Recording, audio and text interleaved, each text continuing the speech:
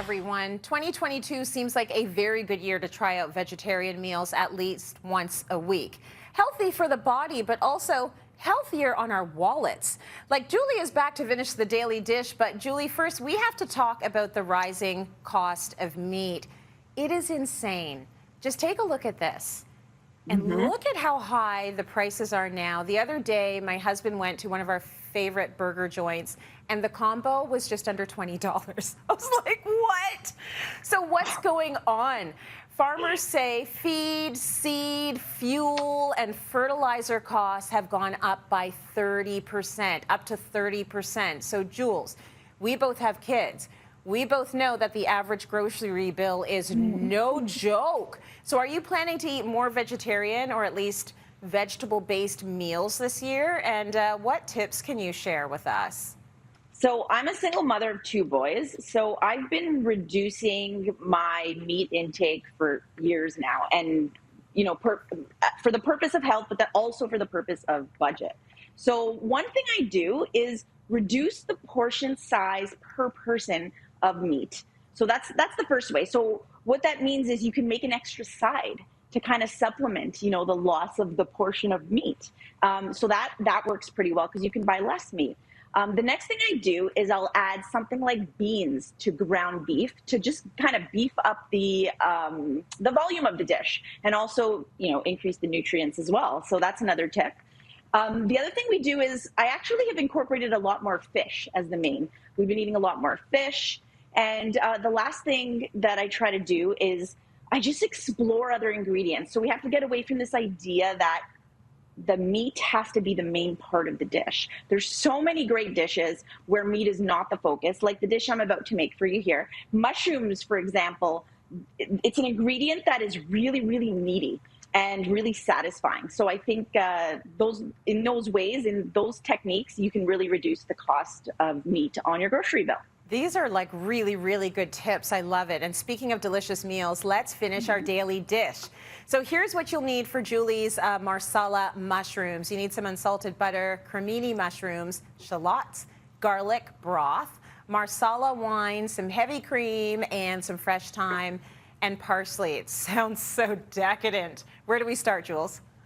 Okay, so I'm at the point where I've already melted the butter, so about 3 tablespoons of butter. And then you're going to add in your cremini mushrooms into the sizzling pan. Okay, you love the cremini mushrooms for this recipe. Why is that? So I love cremini mushrooms because, most importantly, they're accessible. They may go by other names at the grocery store, such as like gourmet brown, but I love the flavor of them. And if you're not able to find the cremini mushrooms, I mean, I couldn't find a lot of them at the grocery store last night. So what I did is I bought shiitake and I put in some shiitake mushrooms with the cremini. Also very, very delicious. So I'm at the point right now where I added in the mushrooms and I browned them in the butter.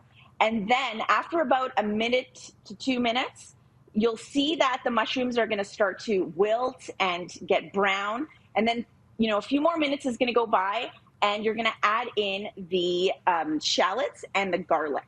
And I'm at a point now where I can actually start my sauce. So for the sauce, we're going to be using a herb, but we're going to be using thyme. And I have a little hack that I want to show you guys, because you know how thyme, if you need a lot of it, it's like a pain to get off the little branches.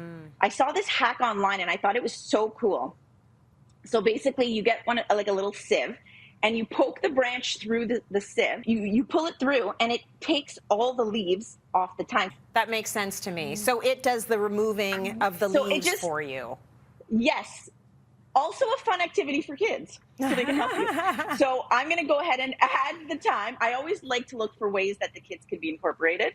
That's kind of my thing. So added the thyme. We're going to add the chicken broth.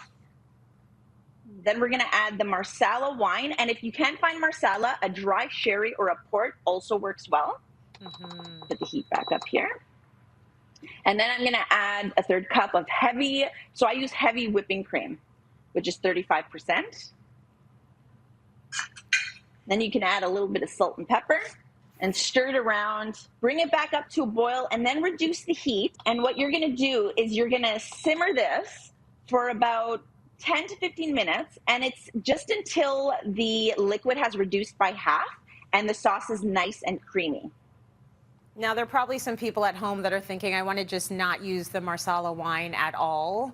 Would you just say stick with the broth Yep. and the whipped cream, and that's good enough?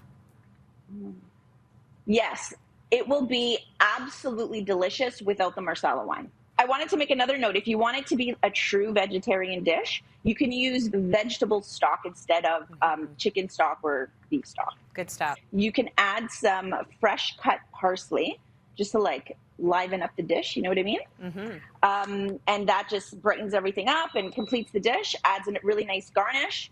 The polenta is nicely in the dish, and I'm just going to get my Marsala mushrooms and just put them on top. That's it. This is such a beautiful meal, Yes. and it's filling, and it's hearty, and it's going to taste good, and it's simply made. So, Jules, Yes. thank you for that.